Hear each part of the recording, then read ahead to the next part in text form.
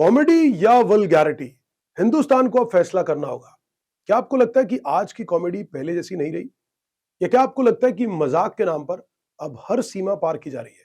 क्या समय रहना, इंडियाज गॉट लेटेंट और हालिया स्टैंड अप कॉमेडी विवाद अचानक पैदा हुए हैं, या फिर इसकी शुरुआत बहुत पहले हो चुकी थी? इस पूरे मामले को समझने के लिए हमें थोड़ा पीछे जाना होगा, जब बॉलीवुड के बड़े बड़े सितारे एक ऐसे मंच पर बैठे थे जहां कॉमेडी और वल्गैरिटी की सारी सीमाएं धुंधली हो गई थी। आज हम आपको दिखाएंगे कि कैसे एआईबी रोस्ट से शुरू हुआ एक ट्रेंड समय रैना तक पहुंचा और फिर नई नई विवादित कॉमेडी तक। लेकिन दूसरी तरफ उसकी भी बात होगी कपिल शर्मा, राजू श्रीवास्तव और शेखर सुमन जैसे नामों की भी, जिन्होंने बिना गाली और बिना अश्लीलता के भी लोगों को हंसाया।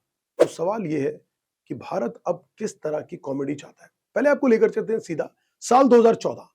मुंबई में एक शो आयोजित होता है, नाम था एआईबी नॉकआउट रोस्ट। स्टेज पर मौजूद थे बॉलीवुड के बड़े सितारे रणवीर सिंह, अर्जुन कपूर, करण जौहर, रघुराम और कई अन्य चर्चित चेहरे। रिपोर्ट्स के मुताबिक इस शो को देखने के लिए हजारों लोग मौजूद थे उस हॉल या ऑडिटोरियम में जहां पर यह आयोजित किया गया। वीडियो बाद में यूट्यूब पर आया और देखते ही देखते ये वायरल हो गया। लेकिन चर्चा कॉमेडी की कम और इस्तेमाल हुई भाषा की ज्यादा हुई। गालियां, यौन टिप्पणियां, व्यक्तिगत कटाक्ष, ऐसे शब्द जिनको टीवी पर चलाना भी मुश्किल और असंभव था। देश भर में विवाद हुआ, एफआईआर हुई, बहस छिड़ी। लेकिन उसी समय इस शो ने रिकॉर्ड व्यूज भी बटोरे।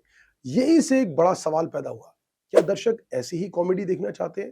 क्योंकि किसी भी कंटेंट की सबसे बड़ी ताकत उसके दर्शक होते हैं। अगर दर्शक नहीं देखते तो कोई ट्रेंड नहीं बनता। लेकिन यह भी रोस्ट देखा गया, शेयर भी किया गया और शायद यहीं से एक नए दौर की शुरुआत हुई।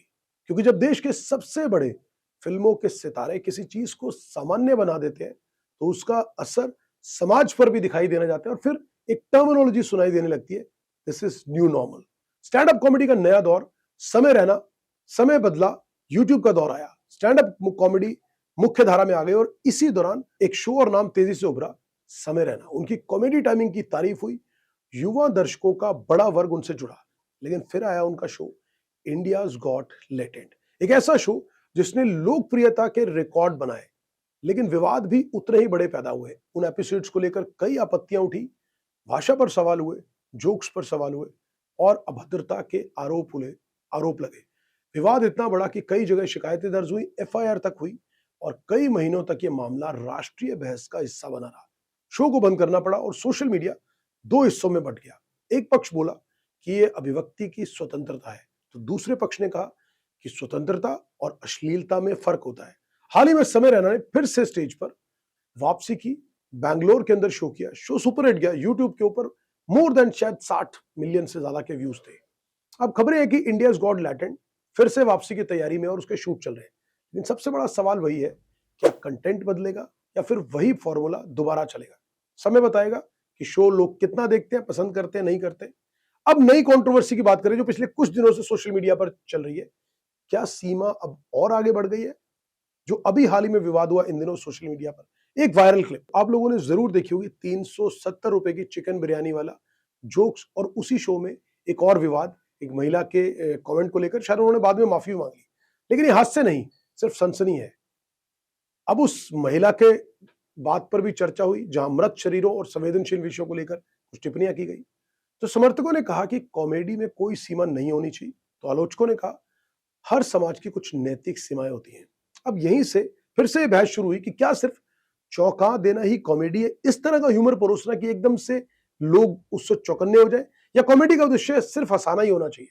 क्योंकि अगर हर बार सीमा को थोड़ा और आगे धकेला जाएगा तो अगला कदम क्या होगा और उसके बाद अगला, आखिर इसकी अंतिम सीमा कहां है? कहीं तो लाइन ड्रॉ करनी होगी। लेकिन तस्वीर का एक दूसरा पक्ष भी है जो हमें जानना जरूरी है। कपिल शर्मा आज भी देश के सबसे लोकप्रिय कॉमेडी चेहरों में शामिल है। उनका शो कई विवादित चेहरे भी आए। उन्होंने अपने शो में समय रैना को भी बुलाया, रणबीर अलावादिया को। शायद समय की डिमांड थी, लोगों में अपेक्षा थी कि उनके शो में बुलाया जाए। लेकिन भाषा और प्रस्तुति की मर्यादा रखी गई। हो सकता है चैनल की नीति हो या हो सकता है पारिवारिक दर्शकों का दबाव हो, लेकिन ये मॉडल सफल रहा। उनको बुलाया गया, लेकिन अच्छा शो चला बिना वल्गैरिटी के। फिर आते हैं राजू श्रीवास्तव, जो इस दुनिया में नहीं है, लेकिन उन्होंने जब तक कॉमेडी की, बिना गाली, बिना अश्लीलता और बिना किसी को अपमानित करते हुए पूरे देश को हंसाया और आज भी करोड़ों व्यूज उनके वीडियोस पर आते हैं। और अब शेखर सुमन का जो करंट में शो राजनीतिक कारणों से लोग इन्हें ट्रोल कर रहे हैं क्योंकि कह रहे हैं कि शायद बीजेपी के अगेंस्ट मुद्दा है। राजनीतिक कारणों से लोग बात जरूर कर रहे हैं, उनकी विचारधारा से सहमत या असहमत हो सकते हैं, लेकिन उनके शो की कॉमेडी पर अश्लीलता के आरोप शायद ही सुनाते हो, यानी साफ है बिना वल्गैरिटी के भी कॉमेडी संभव है और आप सफल भी हो सकते हैं। सवाल असल समय रहना नहीं है, सवाल असल एआई भी नहीं है, सवाल असल में कोई कॉमेडियन भी नहीं है। असल सवाल हम दर्शक हैं, समाज है, क्योंकि जो कंटेंट देखा जाता है वही कंटेंट बनाया जाता है। जिस वीडियो पर करोड़ों व्यूज आते हैं उसी तरह के 10 और वीडियो फिर बनने लगते हैं। अगर समाज बिलो द बेल्ट कॉमेडी को पुरस्कार देगा तो वही बढ़ेगी, और समाज साफ सुथरी कॉमेडी को समर्थन देगा तो वैसा ही कंटेंट बनेगा और बढ़ेगा। आज फैसला कॉमेडियंस को नहीं करना, फैसला भारत के दर्शकों को करना है। वो आने वाली पीढ़ी को कैसी कॉमेडी देना चाहते हैं, हंसी के नाम पर सिर्फ चौंकाना, वल्गैरिटी, या बिना गाली और बिना अश्लीलता के भी हंसाने वाली कला। क्योंकि इतिहास गवाह है, ट्रेंड वही बनता है जिसे समाज स्वीकार करता है। और इसलिए कॉमेडी का भविष्य किसी स्टैंड अप कॉमेडियन के हाथ में नहीं, बल्कि मोबाइल की स्क्रीन के उस तरफ बैठे दर्शक के हाथ में। तो फैसला आपको करना है। आप क्या सोचते हैं? इस वीडियो को ज्यादा से ज्यादा शेयर कीजिएगा और कमेंट बॉक्स में अपनी राय भी जरूर दीजिएगा, ताकि हिंदुस्तान के हर व्यक्ति तक ये वीडियो पहुंचे और इसमें अपनी राय के माध्यम से देश को अपना निर्णय लेने में भी आसानी हो कि किस तरह का कॉमेडी वो आप देखना चाहते हैं।